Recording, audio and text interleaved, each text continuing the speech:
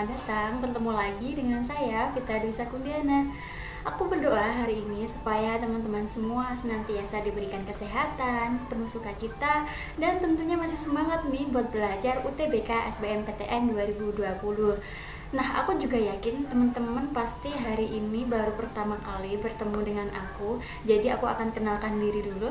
Perkenalkan, nama aku Vita Dwi Sakundiana, teman-teman semua, adik-adik semua. Saya merupakan mahasiswa Magister Hukum Bisnis di Universitas Gadjah Mada.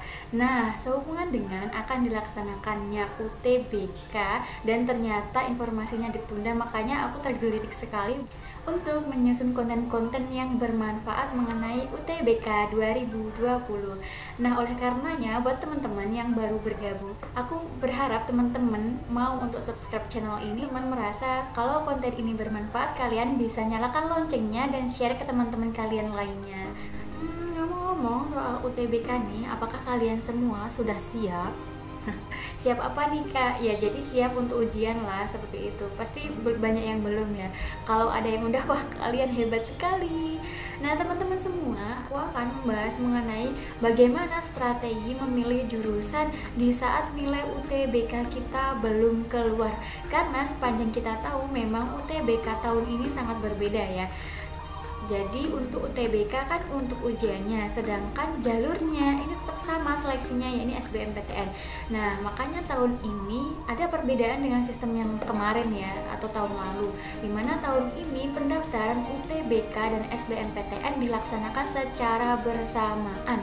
Dan tentunya dalam posisi ini teman-teman harus memilih jurusan pada saat itu juga. Otomatis kalian nggak punya waktu panjang dong ya untuk memikirkan jurusan apa nih yang sesuai, padahal kan nilainya belum keluar.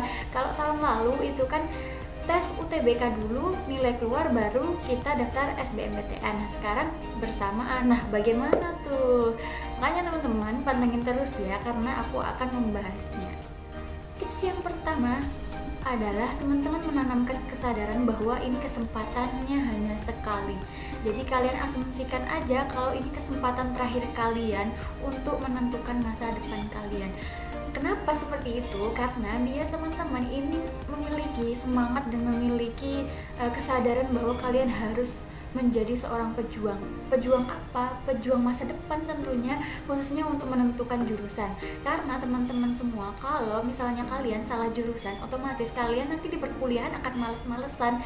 Jadi nggak mau ingin tahu, kemudian nggak ingin lebih berusaha lebih keras, nggak pengen menjadi yang terbaik, dan tentunya kalian akan kebingungan. Oleh karena itu teman-teman harus benar-benar memperhatikan ini, karena kalian harus tahu juga bahwa jurusan ini nantinya akan menentukan masa depan kalian, tidak hanya 1, 2, 3, sampai 4 tahun ke depan, tapi juga berpuluh-puluh tahun ke depan.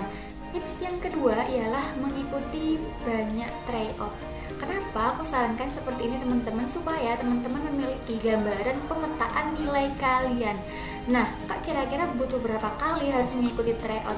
Jadi kalian harus mengikuti tryout lebih dari 2 kali. 2 kali itu nggak cukup, apalagi cuma sekali. Jadi teman-teman harus mengikuti tryout yang dilaksanakan oleh lembaga yang terpercaya. Nah, kalian ikuti aja, boleh sampai 4 kali, 5 kali. Nah, di situ teman-teman akan tahu kira-kira pemetaan skor kalian selama 5 kali berturut-turut itu berapa. Nah, setelah teman-teman tahu nilai skor kalian yang sudah di list itu berapa aja, selanjutnya teman-teman melakukan pengurangan nilai. Kenapa? Karena teman-teman memang untuk ujian UTBK itu nggak gampang semudah mengedipkan mata gitu ya. Jadi susah gitu, nggak ada yang bisa memprediksi nilai itu. Jadi kesannya horor gitu loh. Kemungkinan besar meleset-melesetnya nilai itu ya akan turun gitu kan. Nah, untuk menghadapi itu silakan teman-teman mengurangi skor kalian yang sudah kalian petakan tadi selama 5 kali tryout misalnya tadi dengan angka 50 ataupun juga 100. Nah, rentang 50 sampai 100 ini bisa kalian sesuaikan sendiri.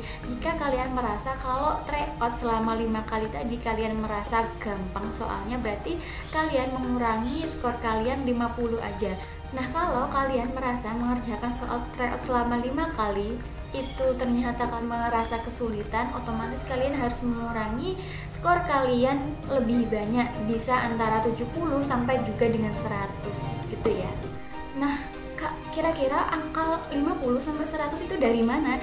Jadi teman-teman, aku sudah melakukan ini riset kecil-kecilan untuk skor yang bisa kalian intinya strategi yang bisa kalian gunakan. Ini berdasarkan untuk berbagai lembaga ya, karena dulu saya SBMPTN pun juga seperti itu.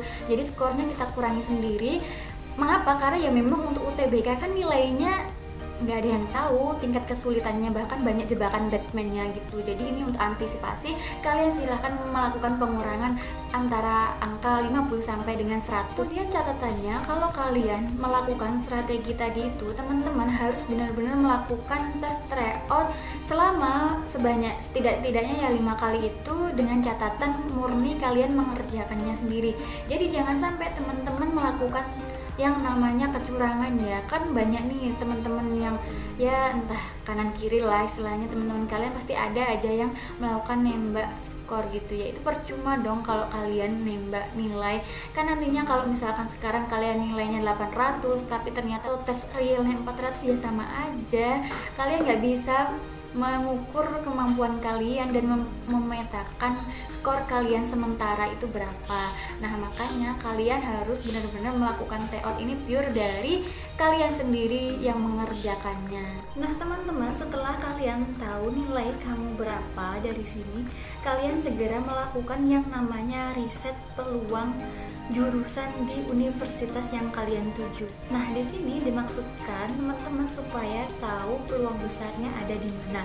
Apakah jurusan itu dengan nilai kalian ini akan sebanding atau bisa meloloskan kalian? Kemungkinannya kecil ataukah besar? Nah, kalian bisa memetakan ini semua dengan cara meriset jurusan di universitas tujuan kalian. Nah, tips selanjutnya teman-teman harus mengukur relevansinya. Karena teman-teman sudah bisa memetakan peluang nilai kalian bisa meloloskan atau cukup untuk lolos di jurusan dan univ tertentu itu ataukah tidak. Nah, kalau tidak berarti di sini pilihannya hanya ada dua. Jadi teman-teman, yang pertama kalian harus bekerja keras, berusaha untuk merubah segala metode, kemudian mengikuti berbagai tryout dan lain-lain. Intinya supaya nilai kalian bisa mengejar skor minimal atau melebihi dari skor yang ditentukan untuk lolos di jurusan serta univ yang kalian tuju. Nah, yang kedua pilihannya adalah mencari sebuah alternatif jurusan yang lain. Nah, tips terakhirnya ialah teman-teman harus mengurutkan program studi. Kenapa? Karena kalau kalian benar dalam menentukan urutan program studi, maka ini akan memperbesar peluang kalian untuk diterima di jurusan maupun universitas yang kalian impikan. Nah, jika kalian salah dalam mengurutkan dari program studi, maka teman-teman semua akan gagal untuk lulus ke prodi maupun universitas yang kalian impikan. Nah, lalu bagaimana caranya untuk mengurutkan program studi? Sebaiknya teman-teman semua kalian mengurutkan program studi ini sesuai dengan pemetaan skor kalian selama mengikuti EO beberapa kali yang sudah saya sampaikan di awal. Nah, selanjutnya teman-teman mencari alternatif jurusan di PTN lainnya atau jurusan yang masih di universitas yang kalian impikan, akan tetapi dengan skor yang lebih rendah. Kenapa? Karena hal ini agar teman-teman bisa lolos ke PTN tersebut. Nah, kemudian catatannya adalah teman-teman tidak boleh memilih jurusan dengan cara asal-asalan, kemudian ikut-ikutan teman karena gengsi, karena tren misalnya, atau juga karena dipaksa, karena semua itu akan memperberat kalian ketika di perkuliahan nanti. Jadi teman-teman sebaiknya memilih alternatif jurusan ini adalah sesuai dengan minat dan bakat kalian, kemudian hobi kalian, kesukaan kalian, dan serta merupakan keingintahuan teman-teman yang lebih tinggi untuk mempelajarinya, supaya teman-teman bisa survive di saat perkuliahan. Nah, setelah itu teman-teman bisa melakukan riset lebih dalam mengenai jurusan yang kalian pilih. Kalau misalkan teman-teman nih suka public speaking, suka mengajar, suka anak-anak, otomatis teman-teman bisa mengambil opsi untuk di bagian pendidikan. Entah pendidikan misalnya kalian suka untuk di eksak, berarti kalian bisa mengambil pendidikan matematika dan lain sebagainya. Nah, untuk selanjutnya teman-teman juga bisa melakukan riset lebih dalam di universitas yang kalian tuju, baik untuk mata kuliahnya, silabusnya, kemudian magangnya di mana saja, kemudian informasi-informasi tambahan yang mungkin bisa kamu gunakan sebagai tambahan memperkuat jurusan yang kamu pilih. Sekian dulu ya teman-teman informasi dari aku mengenai strategi memilih jurusan UTBK 2020 tanpa mengetahui real nilai UTBK 2020. Nah, kalau kalian ada pertanyaan silahkan langsung tulis di kolom komentar ya. Dan jangan lupa untuk terus pantengin konten aku selanjutnya karena aku akan membahas mengenai tips dan triks mengenai UTBK 2020. Sekian yang dapat aku sampaikan. Sampai jumpa.